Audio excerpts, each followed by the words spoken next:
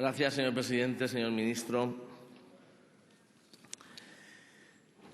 Bueno, me alegro que comparta la preocupación, pero debo decirle que esperaba una respuesta un poco más, no más concreta, pero sí más contante y sonante, por decirlo así, más incisiva en lo que es el problema que estamos abordando. Debo decirle que su respuesta me ha decepcionado. Yo entiendo que para el ámbito de la Unión Europea es difícil hacer llegar un discurso desde el sur, donde se impone tanto ese pensamiento único nórdico, especialmente escandinavo cuando hablamos de despoblación, como si solo tuvieran zonas despobladas los estados escandinavos.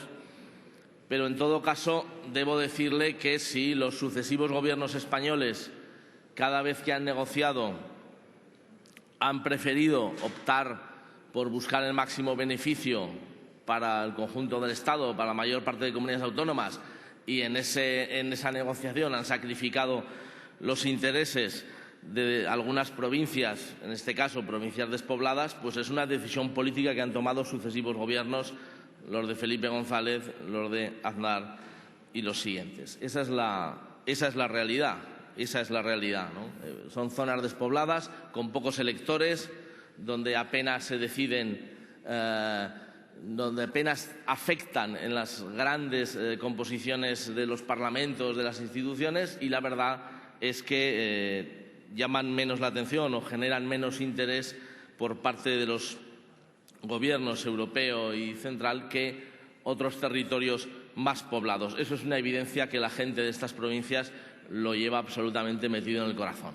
O sea que no me lo niegue, esa sensación desde luego se tiene en esas provincias, y los gobiernos deberían actuar de otra manera para que no se sientan tan abandonados como se sienten en esos territorios. Cuando usted da por agotada, da por imposible la adquisición de fondos europeos adicionales, y lo que plantea es que sean las comunidades autónomas las que, con los fondos europeos que reciben, asuman la financiación de esa ITI, de esa inversión territorial integrada. Hay que decirlo, estamos desvistiendo un santo para vestir otro.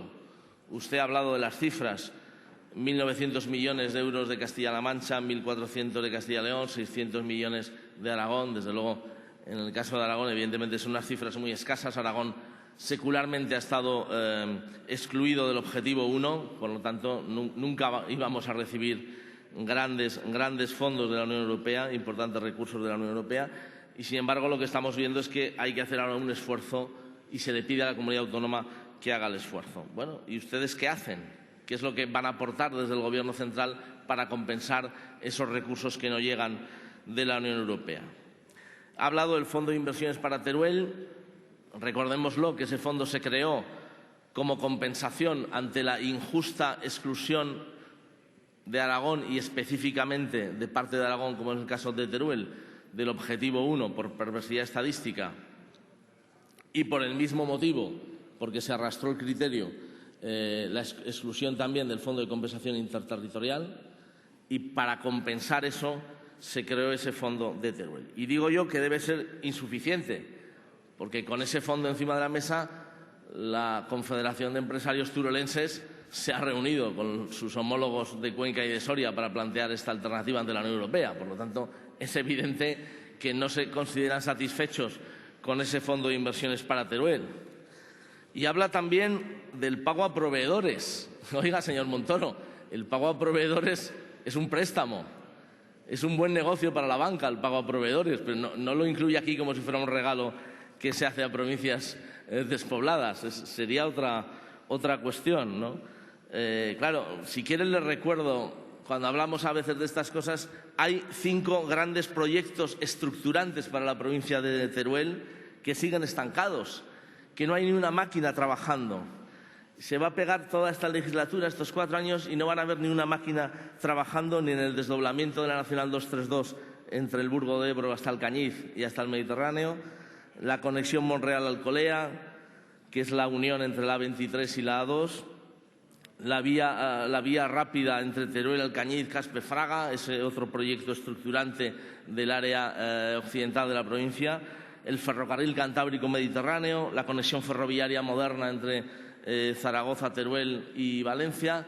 Esos 5 proyectos estructurantes que son esta legislatura no van a ver ni un euro, no van a ver ni una máquina trabajando. Por lo tanto, señor diputado, tiene usted que terminar. No saque pecho. Lo único que le quiero decir es que en este momento, las organizaciones empresariales de Soria, de Teruel y de Cuenca tienen programados viajes a la Unión Europea para entrevistarse con los nuevos responsables de la Unión Europea, porque no dan por perdida la batalla del litio. No dan por perdida esa batalla, van a seguir reivindicando. Usted sabe cómo somos. Somos gente tenaz, gente persuasiva, gente exigente y, desde luego, las organizaciones empresariales van a dar la batalla en Bruselas. Yo espero que el Gobierno esté con ellos y no contra ellos. Muchas gracias.